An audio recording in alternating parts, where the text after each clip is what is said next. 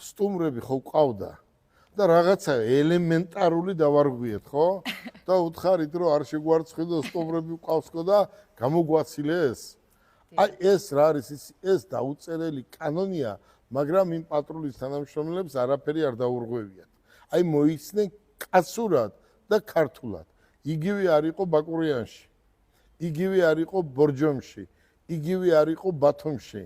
იგივე არ იყო ქუთაისში. იგივე არ არის თბილისში. ერთ დღეს გეტყვი კიდევ ჩინეთიდან მთელი დელეგაცია მყავდა და გზები იყო გადაკეტილი და არ გვიშვებდნენ. და თხოვე რომ აი აგერ მივდივართ მეთქი რა რესტორანში და კრუგის მოვლა ძალიან ძნელი იქნება მეთქი. და ავტომობილი, პატრულის ავტომობილი გაწია და გითხრა კი ბატონო მიბრძანდით. და სტუმრებმა იცის რა თქვეს.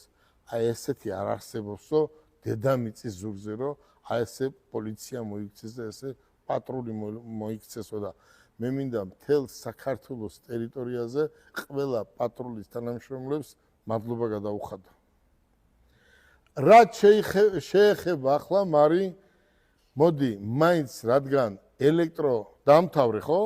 რადგან ელექტრომობილებზეა საუბარი, მოდი ორი ელექტრომობილი მე და შენ ერთად გავაცნოთ. თითო ერთი წუთში უნდა ჩავეტიოთ. მე მინდა მოიწიეთ, მე მინდა მთელ საქართველოს მოსახლეობას უთხრა, რომ შვილებს ასწავლეთ ბიზნესი. ბიზნესზე უკეთესი არაფერი არ არის.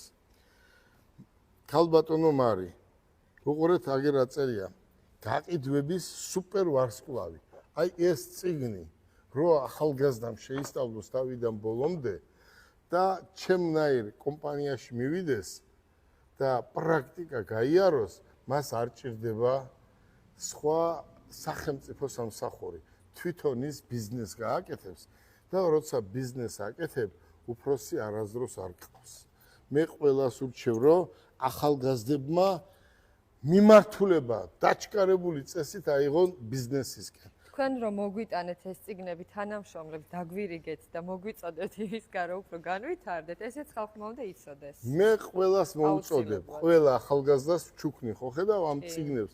მე დიდი რაოდენობით ვყიდულობ ამ წიგნებს და ამას ვჩუქნი ახალგაზრდებს, იმიტომ რომ აი ეს უნდა ისწავლოს ახალგაზრდებმა და ბიზნესისკენ მიდრეკლება უკეთესია, ვიდრე ძალოვან სტრუქტურებში ან სხვადასხვა არა, ისიც საჭიროა, მაგრამ ბიზნესი. მოდი, აი ეს რა ავტომობილია. აი შეხედეთ. 25 წლის მოდელი. თქვენ წარმოიდგინეთ.